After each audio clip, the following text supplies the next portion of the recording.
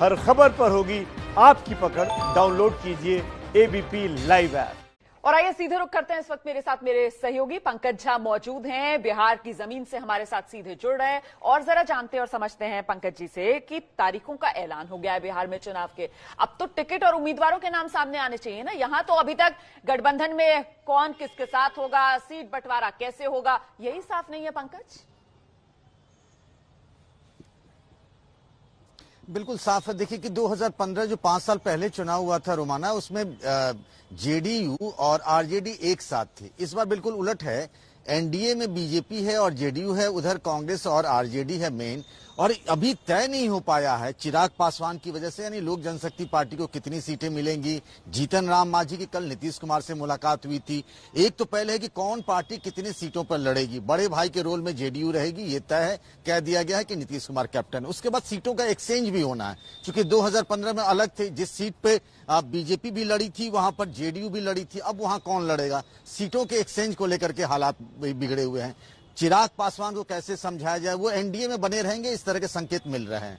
इधर जो यूपीए है उसमें भी यही हालत है कि एक तरफ तो उपेंद्र कुशवाहा अलग निकलने की राह पर हैं, उसके बाद जो दूसरी पार्टी है मुकेश सहनी की, सन ऑफ मल्ला, उसे कितनी सीटें मिलेगी, लेफ्ट पार्टियों को कितनी सीटें मिलेंगी, कांग्रेस और आरजेडी के बीच में बहुत ये है। तो चूंकि चुनाव का ऐलान हो चुका है, इसके बावजूद सीटों की अदला बदली, सीटों की संख्या को लेकर दोनों खेमों में बड़ी माथापच्ची है। बिल्कुल, बहुत माथापच्ची है। और मैं ये समझना चाह रही हूं आपसे, आपने बिल्कुल सही कहा कि एनडीए के अंदर कम से कम बीजेपी और जेडीयू में ये तय है कि नीतीश कुमार जो है वही चेहरा होंगे।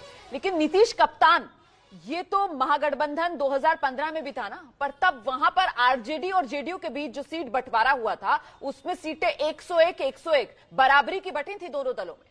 और यहां एनडीए के अंदर हम देखते आए हैं कि 2010 में जेडीयू के पास बीजेपी के मुकाबले ज्यादा सीटें दी गई थी चुनाव लड़ने के लिए। तो इस बार के फॉर्मूले में नीतीश कप्तान तो हैं, लेकिन सीट बंटवारे पर क्या ज्यादा सीटों पर झुकेगी बीजेपी जेडीयू के सामने?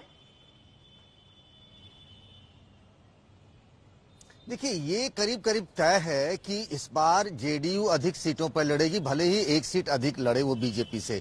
लोकसभा चुनाव जब हुए थे, 40 लोकसभा की सीटें हैं बिहार में, 17-17 यानी 50-50 का फार्मूला चला था। बीजेपी 17, जेडीयू 17, बाकी 6 सीटें जो हैं वो लोक जनशक्ति पार्टी चिराग पासवान की पार्टी को मिल गई थी। तो वहां ये कहा गया कि नहीं, हम ज्यादा दे रहे हैं आपको, बराबरी वाला भी छोटा है। यहाँ विधानसभा में चूंकि अलग हालात हैं, नीतीश कुमार चेहरा है, कैप्टन है। जेडीयू ने घोषित तौर पर ये नहीं कहा, लेकिन आपस में समझदारी है कि वो बड़े भाई के रोल में रहेंगे। बीजेपी उससे 1 सीट या 2 सीट जो भी हो, कम सीटों पर लड़ेगी। कोशिश की जा रही है कि मांझी और चिराग पासवान को भी इसी में एडजस्ट कर लिया जाए एनडीए के फार्मूले में। बिल्कुल। तो 2010 जब साथ में चुनाव लड़े बीजेपी और जेडीयू, तब जो फासला था वो करीब 40 सीटों के आसपास का रहता था। लेकिन इस बार जिस तरीके से पंकज झा हमें बता रहे हैं कि ये मानकर चलिए कि बड़े भाई की भूमिका में जेडीयू जरूर रहेगी, नीतीश कप्तान की भूमिका में जरूर रहेंगे, लेकिन फासला तो घटेगा। और इस बार जेडीयू को 2010 जितनी ज्यादा सीटें बीजेपी की तरफ से नहीं दी जाने वाली हैं इस एनडीए के गठबंधन में। बहुत बहुत धन्यवाद पंकज झा इस तमाम जानकारी के लिए।